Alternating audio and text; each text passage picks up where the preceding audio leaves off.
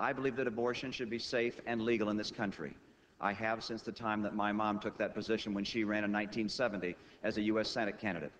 I believe that since Roe v. Wade has been the law for 20 years, that we should sustain and support it. And I sustain and support that law and the right of a woman to make that choice.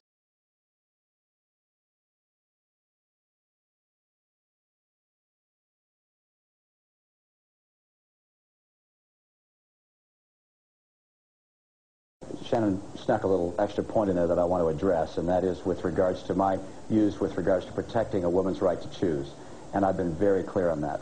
I will preserve and protect a woman's right to choose, and am devoted and dedicated to honoring my word in that regard. I will not change any provisions of Massachusetts' pro-choice laws, and I will preserve and protect a woman's right to choose.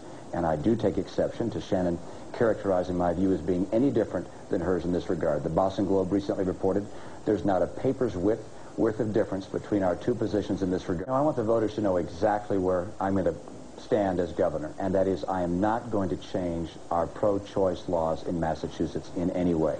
I will preserve them, I will protect them, I will enforce them, and therefore I'm not going to make any changes which would make it more difficult for a woman to make that choice herself.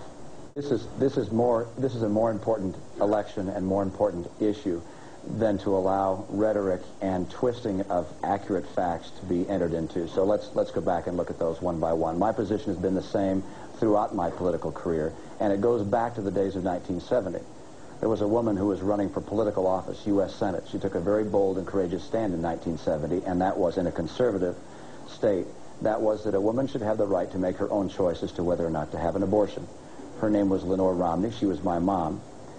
Even though she lost, she established a record of courage in that regard. She had very strong personal beliefs about what decision she would make for herself and for her family if offered to make that choice. But she also made it clear that she thought a woman should have her own right to choose and believed in the separation of church and state. I have held that view consistently. But I want to point out that the first step, in my view, is that Roe v. Wade be overturned.